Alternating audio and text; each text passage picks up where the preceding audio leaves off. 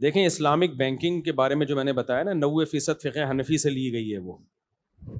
اب بینکنگ میں ایسا نہیں ہو سکتا حنفیوں کی بینکنگ الگ ہو شافیوں کی الگ ہو, وہ تو ظاہر ہے مرج چاروں فقہ کو مرج کر کے بنائی گئی ہے نا. تو زیادہ تر اس میں کیونکہ فقہ حنفی کے علاوہ ملتے ہی نہیں تھا کہیں, تو اس میں پہلے سے صدیوں پہلے علماء نے اس کی جزیات لکھی ہوئی تھی.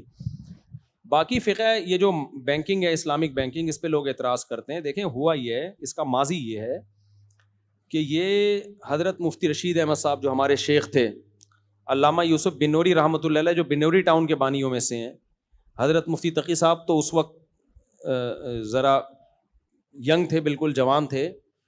تو مفتی محمد شفیع صاحب رحمہ اللہ تعالیٰ جو حضرت مفتی تقی عثمانی صاحب کے والد ہیں, مفتی اعظم پاکستان, یہ ان بڑے بڑے علماء نے اسلامک بینکنگ کا ایک اسٹرکچر پیش کیا تھا. کیونکہ ضیاء-ال-حق کے دور میں جب یہ تحریک چلی ہے کہ پاکستان کو اسلامی کیا جائے, تو یہ سوال اٹھا تھا کہ بھائی آپ ان سودی بینکنگ کا آلٹرنیٹ دو گے تو ہم کچھ کریں گے نا. مفتی کا کام یہ ہوتا ہے کہ وہ یہ نہیں کہتے کہ یہ ناجائز ہے, پھر اس کا آلٹرنیٹ بھی بتائے کہ یہ ناجائز ہے اور یہ کیا ہے.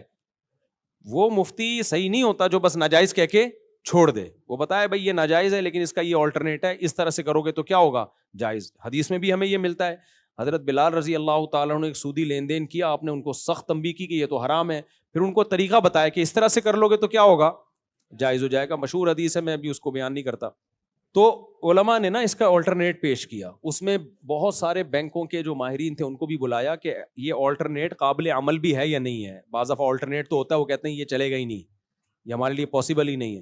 تو ایسا آلٹرنیٹ ان کے مشوروں کے ساتھ کہ وہ سود سے بچا ہوا بھی ہو اور چل بھی جائے. یہاں مثال کے طور پر ایک چیز پہ آ کے اٹک گئے تھے کہ ہم جب قسطوں پہ کسی کو کوئی چیز مہنگی کر کے بیچیں گے تو قسطیں جب ادا نہیں کرے گا, تو اگر ہم عام بینک تو سود لگا دیتا ہے, ہم اگر سود نہیں لگائیں گے تو وہ قسطیں کون دے گا, کون بھیجے گا اس کے پیچھے پولیس, کون پکڑے گا اس کو, کوئی کوڑے ماریں گے, کیا کریں گے. تو سارا سیٹ اپ 4 دن بھی بعض دفعہ بند کمرے میں بیٹھ کے آدمی مسئلے بتا دیتا ہے, پریکٹیکل لائف میں وہ ممکن نہیں ہوتے.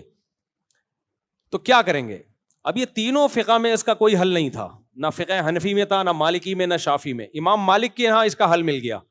امام مالک کے یہاں یہ قول ہے کہ اگر کوئی شخص آپ سے مالی لین دین کرتا ہے یا کوئی بھی لین دین, آپ اس پہ مالی جرمانہ یہ التزام کروا سکتے ہیں کہ اگر میں نے یہ ٹائم پہ پیمنٹ نہیں دی یا میں نے یہ کام نہیں کیا تو مجھ پر شرعاً لازم ہے کہ اتنے پیسے میں صدقہ کروں گا. یہ نہیں کہ آپ کے پروفٹ میں اتنے پیسے میں کیا کروں گا, صدقہ. تو فقہ مالکیہ سے یہ چیز لی گئی ہے کہ بھائی اگر کوئی شخص ٹائم پہ قسطیں نہیں جمع کراتا تو بینک اس کو پابند کرتا ہے کہ آپ پھر اتنے پیسے چیریٹی کریں گے. لیکن سوال یہ پیدا ہوتا ہے اگر اس پہ ہم ڈال دیں چیریٹی کریں گے تو وہ کرے گا, کون کرتا ہے بھائی.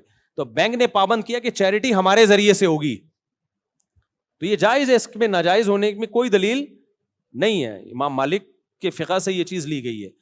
تو اب بینک کیا کرتا ہے, پینلٹی لگاتا ہے. تو لوگ کہتے ہیں یار وہ بھی سود لے رہا ہے یہ بھی سود, حالانکہ وہ اپنے پروفٹ میں شامل نہیں کر رہا ہوتا, وہ چیریٹی کر رہا ہوتا ہے. تو ہم نے میزان بینک میں, بینک اسلامی میں جا کے باقاعدہ تحقیق کی ہے کہ یہ سچی مچی میں چیریٹی ہوتا بھی ہے یا ڈرامے بازی ہے.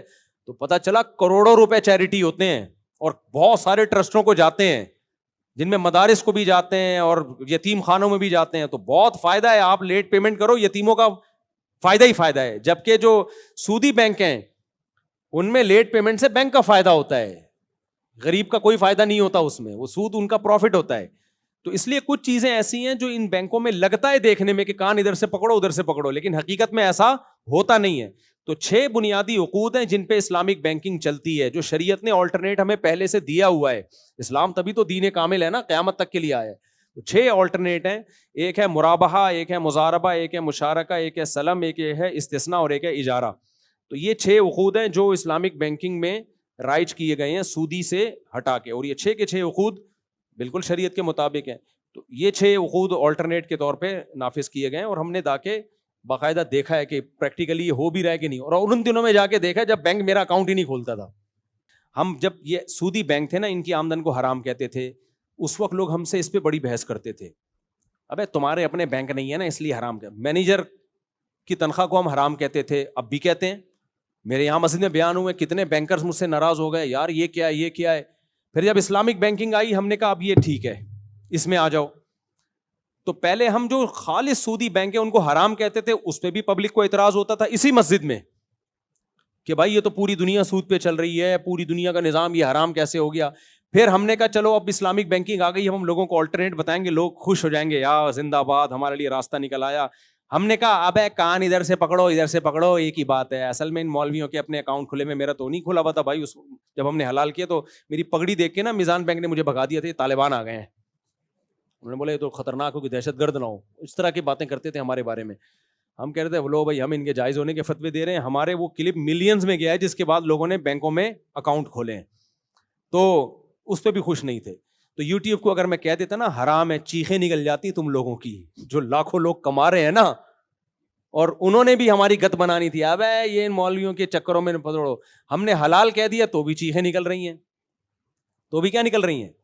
تو اس لیے ہمارے علماء کہتے ہیں کہ پبلک کی باتوں میں آؤ گے تو وہ گدھے والا قصہ ہوگا تمہارے ساتھ. پبلک کو مت دیکھو جو کھوپڑی میں آ رہا ہے, بچے کو گدھے پہ بٹھانا ہے بچے کو بٹھا دو, خود بیٹھنا ہے خود بیٹھ جاؤ, دونوں کو بیٹھ رہا ہے دونوں. اعتراض ہوگا تو گدھے کو ہونا چاہیے, گدھے کو جب اعتراض نہیں ہو رہا وہ دونوں کو لے کے گھوم رہا ہے, تو پھر پبلک کو اعتراض, پبلک کے اعتراض پہ کیوں جاتے ہو.